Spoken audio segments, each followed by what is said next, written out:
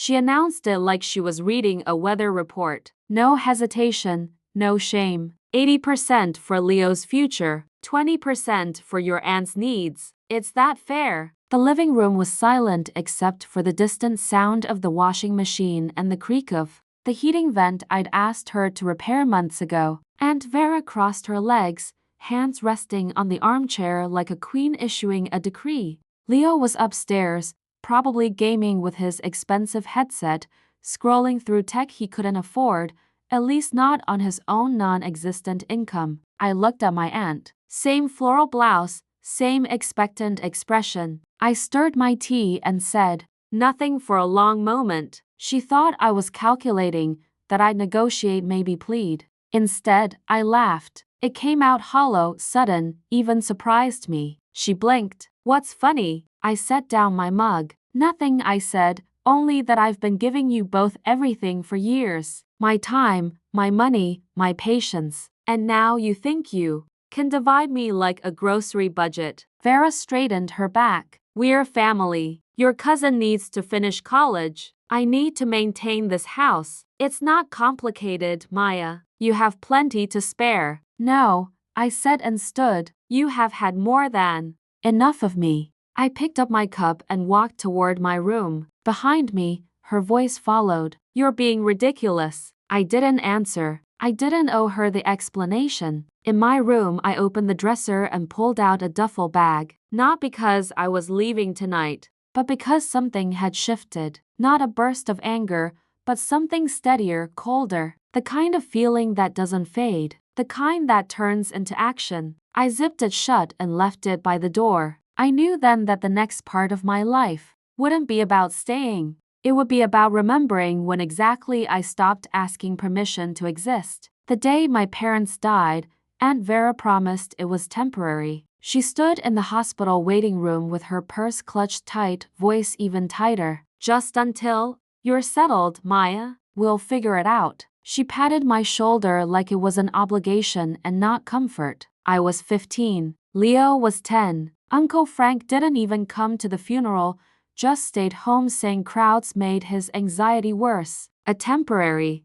arrangement became permanent, then unquestionable. Then we stopped discussing alternatives. By the time I was 17, I knew how to make Leo's favorite dinner, complete his school forms, manage his temper, and keep the utilities from shutting off. Aunt Vera would call it responsibility, but it felt more like being dragged into adulthood, while everyone else remained children. She stopped working not long after I moved in, said her nerves couldn't handle it. Then it was her back. Then it was, why should I struggle when your college fund can cover expenses? Eventually, even that money dwindled, and still she didn't budge. At 19, I got a position filing documents at a marketing firm. First paycheck, Aunt Vera held out her hand and said, we share everything here. I gave it over. Mortgage, groceries, internet, wine, whatever. Kept the household functioning and her comfortable. Leo, he was the special one,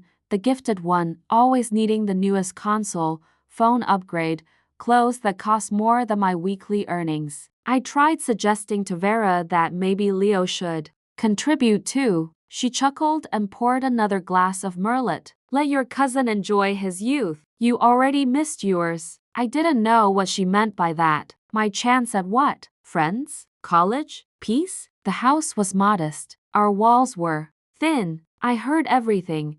Leo sneaking friends in late, Vera talking about me like I was some stern housekeeper instead of her niece. Like my responsibility was a character flaw instead of the only reason we weren't homeless. I remember once standing in the hallway with laundry in my arms, listening to them laugh about something trivial. I felt like a shadow, still present, still moving, but completely overlooked. And even then, I stayed because I thought that's what family meant. You bear the weight no matter how heavy it becomes. But maybe I was never supporting anything. Maybe I was just keeping myself trapped, waiting for permission to leave. That duffel bag by the door. It wasn't uncertainty anymore. It was a decision. And the next day, I'd overhear something that made the choice crystal clear. I never expected to stay at that job so long? It began as an escape, any escape. Entry-level administrative assistant at a digital marketing agency. I arrived early, left late, expressed gratitude more than necessary. 5 years in, I'd advanced to content manager, then team lead. By the 7th year, I was directing client campaigns and supervising people who used to call me the quiet one. The raises accumulated gradually. Nothing dramatic, nothing extravagant, but the income grew, and still, I never told anyone at home. Every month, I withdrew the same amount I earned back when I was 20. I handed it to Vera in a plain envelope, and let her believe that was all there was. She'd nod sometimes, say thanks if she was in a pleasant mood. Leo never asked where I worked. I doubt he even knew the company's name. I opened a separate account at a different bank, different login. Information Vera couldn't access. It was modest initially, a few hundred, then a few thousand. I watched the balance increase the way some people watch plants grow. At home, nothing improved. Same stained carpet, same outdated appliances, same unfulfilled promises. I started using phrases like budget cuts and reduced hours when I needed space, and they never questioned it. Perhaps they didn't care enough to notice. I ate lunch alone most days, but during a rare social gathering, I encountered Jamie from design. We used to share a cubicle before she moved departments. She smiled when she spotted me. Still surviving, she teased, more or less. She leaned closer, more serious now. You always were smart, but honestly, you carry that family like it's your punishment. I didn't respond, just sipped my coffee slower. She watched me thoughtfully. Then, love isn't supposed to feel like servitude. I smiled because that's what I do when words hit too accurately. But it remained with me during the commute home, while sorting mail, while pretending not to hear Leo through the wall asking for another $60 for something urgent. That evening, I transferred more into my savings account. It wasn't just funds I was accumulating, it was possibilities. And a few weeks later, when I carelessly left something at home, those possibilities would be exposed sooner than I anticipated. It was an oversight, a small one I wouldn't typically make. I downloaded a pay statement for a mortgage pre-approval, left it in my bag instead of securing it in the usual folder in my car's glove compartment. I reminded myself I'd hide it that evening, but I returned exhausted, dropped my bag on the bed, and forgot. The following afternoon, Leo was waiting by the stairs, arms folded, face flushed with something between outrage and shock. "This what they actually pay you," he said, waving the paper like evidence in court. I didn't answer. He already knew. "So, you've been hoarding while we struggle?" His voice cracked like he couldn't decide whether to feel hurt or furious. I moved past him. "That's none of your concern." He followed me. "You live here, don't you? You use our internet, park in our driveway, and you've been sitting on money." Before I could respond, Vera was in the kitchen examining the statement herself. Her eyes narrowed. "Is this accurate?" she asked. I nodded once. She slammed her palm down. "You selfish girl. Leo needs a better laptop. I need help with the property taxes. And you're stockpiling money while pretending we're barely managing." "You never asked," I said quietly. "You just assumed I'd remain broke for your convenience." Vera stood, shoulders squared like it still intimidated me. "Well, now things change. From now on, 80% of that goes to Leo. He has aspirations, potential. And the other 20% I've earned that for keeping this family intact." The stillness in the room was heavy, like pressure building in a sealed container. I looked at Leo. He didn't waver. He actually seemed entitled. That's when it happened. Not rage, not panic, just clarity, like a lens finally focusing. Something inside me settled. Not the kind of settling that accepts defeat, the kind that precedes action. I didn't argue, didn't shout, just walked to my room and closed the door. If they thought money was leverage, they were about to learn what happens when the one holding everything together finally lets go. And the next morning, I opened the dresser and pulled the duffel bag completely out. I packed methodically, not because I was uncertain, but because I wanted to feel every item, every snap of the zipper. I wasn't just gathering belongings. I was reclaiming what was mine. Clothes I'd purchased on sale, a small plant from my first promotion, the notebook no one knew I kept. I didn't take much, just enough to start over. The rest I left behind. Worn furniture, inherited guilt, the narratives they created about who I should be. By midnight, the house was quiet. Leo's door was shut. Vera had fallen asleep on the sofa, a reality show still playing on the television. I removed the spare key from my keyring and placed it on the coffee table. No message, no goodbye. I was almost outside when she stirred. Her eyes opened then focused. Where exactly do you think you're going? I didn't pause walking. She sat up. You're abandoning your family. That word again. Family? Like it was supposed to anchor me. I turned the doorknob, then glanced back at her. No, I'm freeing myself from the illusion that I ever truly had one. She stood unsteadily but defensive. You'll regret this. Don't imagine we'll welcome you back. I didn't answer. The night outside was mild, not dramatic. No lightning, no strong winds, just the soft sound of my footsteps on the sidewalk and the evening air flowing around me. I drove to the small apartment I'd already secured deposit for a modest one-bedroom. In a converted factory building, the elevator creaked and the windows needed cleaning, but the space was mine. I set my bag down, sat on the bare floor, and leaned against the wall. No one demanding from another room, no one asking what I could give them,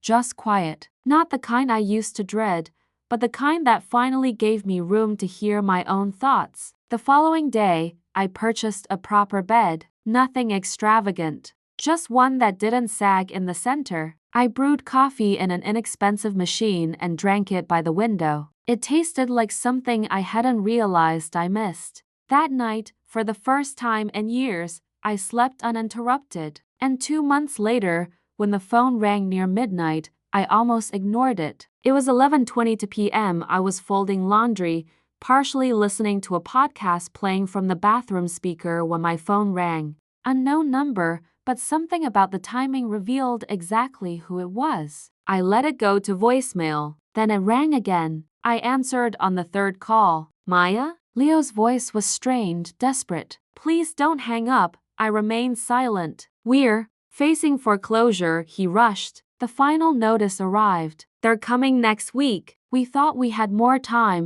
but his voice wavered. We don't have anywhere to go. I sat on the edge of my couch, shirt still in my hands. Please, he said again. You have savings. Just help us cover this month. After that, we'll sort it out. A pause. Then another voice grabbed the phone. Maya, you think you can just walk away and leave us drowning? Her voice carried the same authority she used when I didn't wash dishes properly or forgot to record her shows. We gave you a home, support, a family. You owe us. I nearly laughed. Not because it was humorous, but because the deception was so transparent, it couldn't maintain itself anymore. I paid the bills, I said. I bought the groceries. That home, it remained intact because I kept surrendering my paychecks and suppressing my objections. She tried to interrupt, but I continued. You gave me obligations. You gave me guilt. You gave me countless reasons to leave and not one to return. There was a moment of stunned silence. You were never like this, Leo murmured in the background. You've always been the dependable one. Exactly. I said I was dependable. Now you discover what happens when I stop carrying everyone. And then I ended the call. The silence afterward didn't feel cruel. It felt necessary. And 3 weeks later, when another call came, this time from Florida, I didn't recognize the number until I heard his voice. The voice was gentler than I remembered, cautious but still familiar. Like time had mellowed him but not transformed him. Maya, he said. It's your Uncle Frank. I didn't speak. He exhaled. I heard what happened. Vera and Leo, they told me everything. How could you desert them like that? My jaw tensed. You want to know how? Don't get defensive. He interrupted. I'm just trying to understand. They're your family. No, I said they were your responsibilities. I was the replacement, the backup plan. when you both decided parenting was optional. He went quiet momentarily. Then with forced patience, I couldn't handle it. You understand that I did what I could. You did nothing, I said. And perhaps that was your choice. But you didn't call for holidays. You didn't visit when Leo graduated, or when I had surgery. You didn't ask if I was all right. You asked if the household was functioning. That's unfair. It's accurate, I said, and I fulfilled everything expected. I maintained the house. I remained when I shouldn't have. I raised him while Aunt Vera complained, and you sent occasional checks with no personal messages. And now you want to question why I departed. He inhaled sharply. Nevertheless, you should have stayed. Those words landed harder than the silence preceding them, not because they surprised me, but because they revealed everything. I gazed at the ceiling above me, not angry, not even hurt, just finished. I'm not your substitute. I said I was your niece, and now I'm just done. Maya, I didn't wait for the continuation. I terminated the call. Then I located his contact information, pressed on the entry, and selected block. There was no triumph, no satisfaction, just the quiet relief of one less burden I needed to carry. Later that evening, I made herbal tea. I sat near the window with the blinds open, watching people walking below, and when I went to bed, I slept with the covers pushed down like I had nothing to defend anymore. In the morning, I checked my financial accounts. I moved some into my education fund. I'd been considering graduate school, and exactly 1 year from the night I walked out, I would finally confront the question I'd been afraid to ask. What does freedom feel like when it's truly your own? It's been a year. Leo works at a cell phone kiosk during weekdays and delivers food at night. Vera found a part-time reception job after years of claiming inability. They relocated to a smaller house across town. No spare bedroom, no patio, no wine subscription, just walls and monthly payments. I don't know this because I inquired. I know because digital footprints are everywhere. The updates appear like random notifications. An unintentional location tag here, a complaint post there. They're surviving now, not because they evolved, but because necessity forced them. Me, I still live in the converted factory apartment. The windows still need better seals, but the bookshelves are filled with volumes I chose. So are the evenings, peaceful and unrushed, filled with chamomile tea and moonlight through the curtains. I added houseplants. They don't make demands. They don't expect sacrifices. They just flourish when I nurture them. On Saturdays, I visit the local market, select produce I've learned to prepare, and eat breakfast alone without justifying why that's sufficient.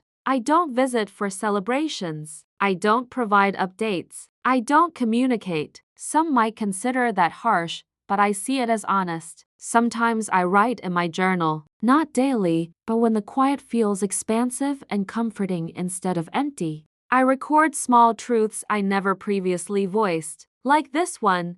They say, healing requires forgiveness, but I believe it's just not having to explain your worth anymore. I reread that passage recently and realized something profound. They never truly valued me. They valued the version of me who sacrificed endlessly, who never refused, who solved problems without being asked. But I'm not that person anymore. Now I decline. Now I depart. Now I exist without apologizing. And this version of me, she's not waiting to be forgiven. She's waiting for the next chapter.